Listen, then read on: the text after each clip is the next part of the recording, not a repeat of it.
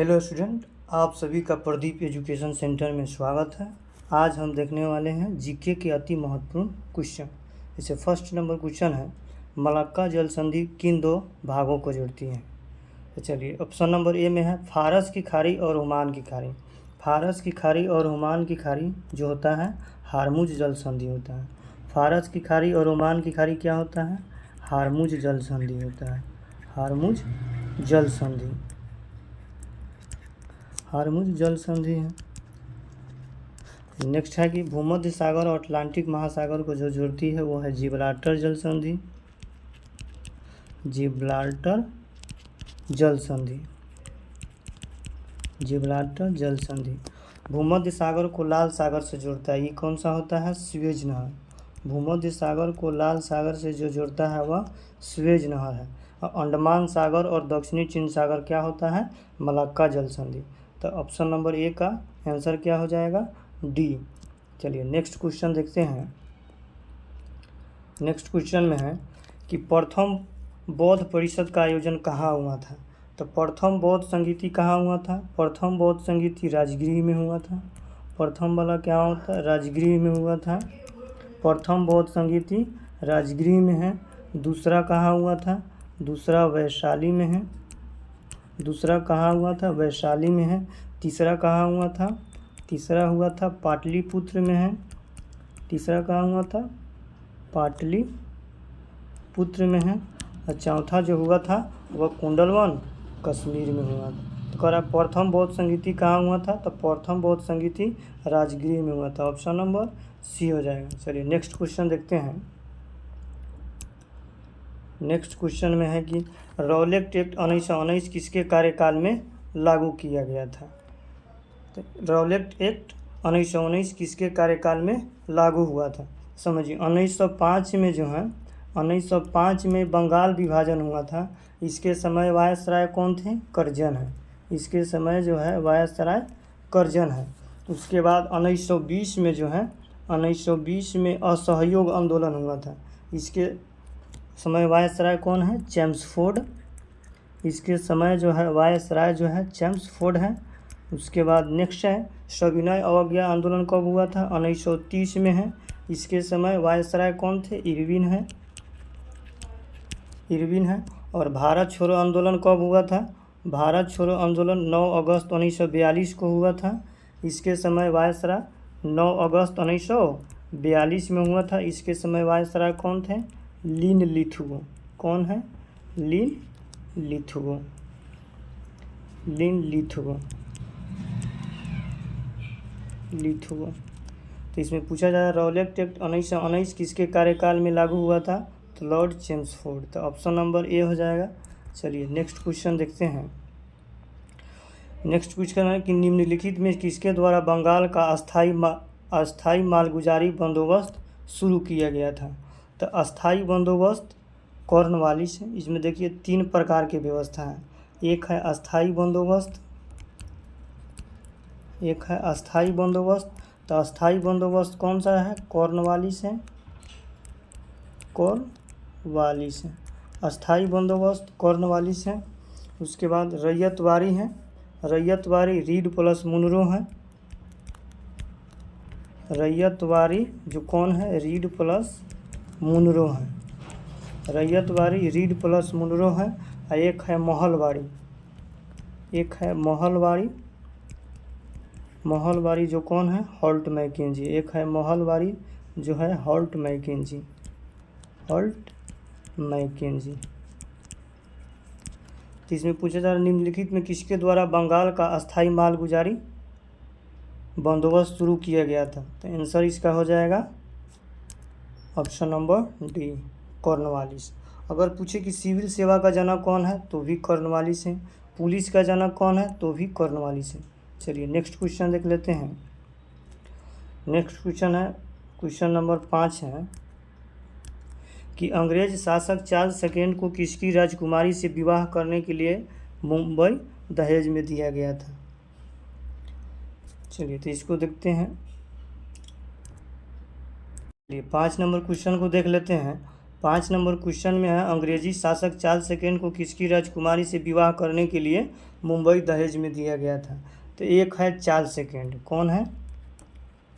Charles second. इनकी पत्नी कौन है? कैथरीन। इनकी जो पत्नी है उनका नाम है कैथरीन। उसके बाद चार्ल्स सेकंड जो है वह कहाँ का था? इंग्लैंड का था। वह जो है इंग्लैंड का था।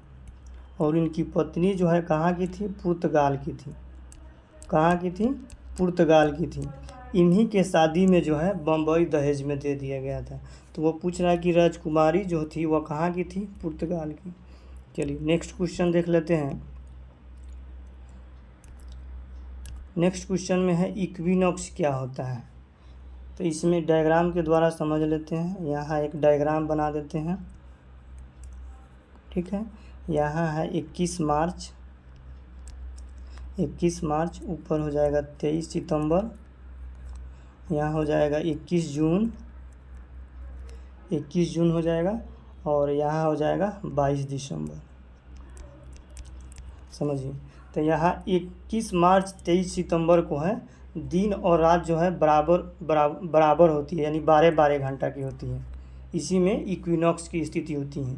21 जून को क्या होता है? 21 जून का सबसे बड़ा दिन होता है, इसीलिए इस दिन योगा दिवस मनाते हैं। 22 दिसंबर को क्या होता है? सबसे बड़ी रात होता है। तो इक्विनॉक्स क्या होता है? तो इक्विनॉक्स में तो होता है दिन और रात जो होता है बराबर होता है। चलिए नेक्स्ट क्वेश्चन देख लेते हैं। 7 नंबर क्वेश्चन है कि विश्व में कॉफ़ी का सबसे बड़ा उत्पादक राज्य कौन है? तो कॉफ़ी का सबसे बड़ा जो उत्पादक राज्य है वह कौन सा है? ब्राज़ील। अगर पूछे गेहूं का, अगर पूछे कि गेहूं का सबसे बड़ा उत्पादक राज्य कौन सा है, तो गेहूं का सबसे ज़्यादा कौन है? चाइना। अगर पूछे दूध का सबसे ज़्यादा कौन है? तो भारत है। उसके बाद अगर पूछे कॉफ़ी का सबसे ज़्यादा उत्पादक कौन करता है? तो ब्राज़ील। यहाँ पे लिख देते हैं ब्राज़ील। नेक्स्ट लिख देते हैं। उसके बाद कॉफ़ी हो गया है। बॉक्साइट का सबसे ज़्यादा पूछें, बॉक्साइट का सबसे ज़्यादा उत्पादन कौन करता है? तो ऑस्ट्रेलिया। और तांबा का सबसे ज़्यादा कौन करता है? चिली। चलिए नेक्स्ट क्वेश्चन देख लेते हैं। नेक्स्ट क्वेश्चन नंबर 8 है। क्वेश्चन नंबर 8 है कि ग्रैमी पुरस्कार किस क्षेत्र में दिया जाता है? तो चलिए ग्रैमी पुरस्कार जो है संगीत के क्षेत्र में दिया जाता है। अगर पूछे पुलित्ज़र पुरस्कार,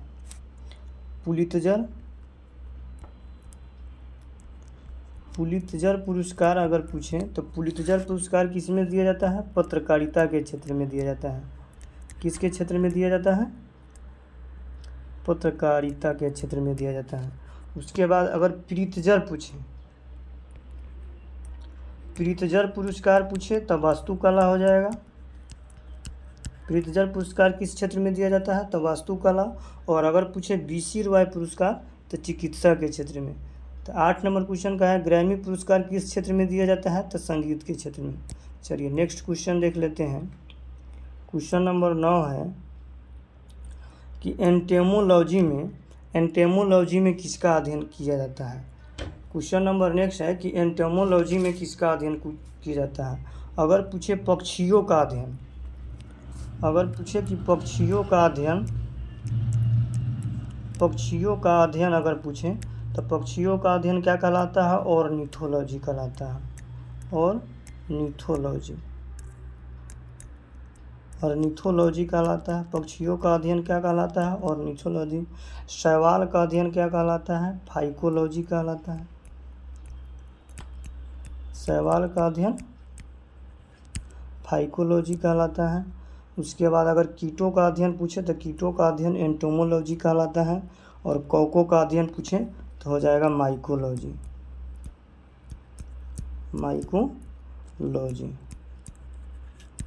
तो एंटोमोलॉजी में किसका अध्ययन होता है? कीटों का। चलिए नेक्स्ट क्वेश्चन देखते हैं।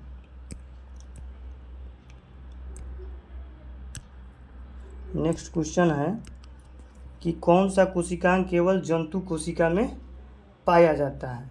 तो देखिए कोशिका भित्ति जो है केवल पादप कोशिका में पाया जाता है। किस में पाया जाता है? केवल पादप कोशिका में पाया जाता है। कोशिका झिल्ली जो है दोनों में पाया जाता है, जंतु कोशिका और पादप कोशिका दोनों में, जंतु कोशिका और पादप कोशिका दोनों में पाया जाता है।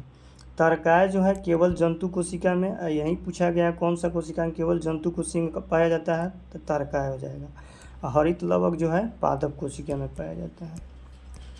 तो कौन सा कोशिका केवल जंतु कोशिका में पाया जाता है, तो तारकाय, जो ऑप्शन नंबर सी में है। चलिए नेक्स्ट क्वेश्चन देख लेते हैं। नेक्स्ट क्वेश्चन में है आरएनए में थाइमिन नाइट्रोजनिक क्षारक के स्थान पर कौन सी नाइट्रोजन क्षारक पाई जाती है। तो इसमें देखिए एक होता है डीएनए, एक क्या होता है, एक होता है डीएनए और एक होता है आरएनए होता है। एक होता है डीएनए, एक होता है आरएनए। डीएनए जो होता है द्विकुंडलित होता है। ये क्या होता है, द्विकुंडलित होता है। और आरएनए जो होता है एक कुंडलित होता है, एक कुंडलित होता है, एक कुंडलित होता है। डीएनए का जो हेलिक्स मॉडल है वह वाटसन और क्रिक ने दिया था। क्या किसने दिया था, वाटसन और क्रिक ने दिया था, वाटसन और क्रिक ने दिया था। उसके बाद डीएनए में जो क्या होता है, डीएनए में जो होता है एडेनिन है, गुआनिन होता है, साइटोसिन है और थाइमिन। लेकिन आरएनए में देखिए क्या होता है, इसमें एडेनिन है, गुआनिन होता है, साइटोसिन, लेकिन थाइमिन की जगह जो हो जाता है इसमें, थाइमिन की जगह जो हो जाता है इसमें यूरोसिल हो जाता है। क्या हो जाता है, यूरोसिल। तो यही पूछा गया है कि आरएनए में थाइमिन नाइट्रोजन क्षारक के स्थान पर कौन सी नाइट्रोजन क्षारक पाया जाता है, तो यूरेसिल। नेक्स्ट आगे इसका आंसर दिया हुआ है, कौन सा हो जाएगा, यूरेसिल, जो ऑप्शन नंबर डी में है। चलिए नेक्स्ट क्वेश्चन है। नेक्स्ट क्वेश्चन कह रहा है कि समसूत्री विभाजन के फलस्वरूप एक जनन कोशिका से कितने संतति कोशिका निर्माण होता है। देखिए एक जनन कोशिका, तो देखिए समसूत्री में जो है एक जनन कोशिका से कितने बनते हैं, 2। समसूत्री में एक जनन कोशिका से 2 गो बन जाता है। और अर्धसूत्री में जो है, अर्धसूत्री में जो है एक जनन कोशिका से कई गो बन जाता है, 4 गो बन जाता है इसमें। तो वहीं पूछा गया है कि समसूत्री विभाजन के फलस्वरूप एक जनन कोशिका से कितने संतति का, तो एक जनन से कितने होता है, 2। और अर्धसूत्री में एक जनन कोशिका से कितने होता है, 4 हो जाता है। चलिए नेक्स्ट क्वेश्चन देख लेते हैं।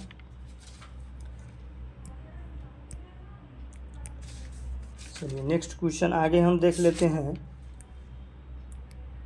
करा स्फेगनोमीटर यंत्र का प्रयोग किस में किया जाता है। देखिए ऊंचाई मापने के लिए किसका प्रयोग होता है, ऊंचाई मापने के लिए जो है अल्टीमीटर का प्रयोग होता है, अल्टीमीटर का प्रयोग।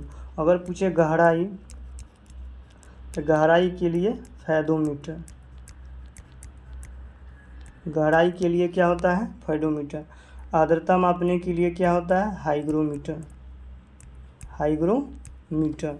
रक्त दाब मापने के लिए क्या होता है, रक्त दाब मापने के लिए जो है, रक्त दाब मापने के लिए स्फिग्नोमीटर है। और दाब मापने के लिए क्या हो जाता है, बैरोमीटर है,